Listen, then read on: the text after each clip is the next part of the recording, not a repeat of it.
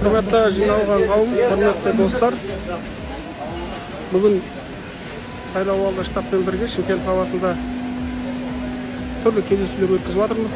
Әділет партиясының сайлауалды бағдарламасын жан-жақты түсіндіріп, елге насихаттап жатырмыз.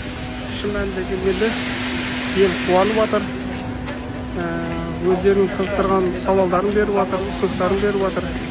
Ең бастысы Әділет партиясы халықтың сенімін ақтайтын партия. Құрметті достар, 23 тамыз күні сіздерді сайлауда күтеміз. Біздің партияны қолдаңыздар. Біз сіздердің сенімдеріңізді ақтаймыз.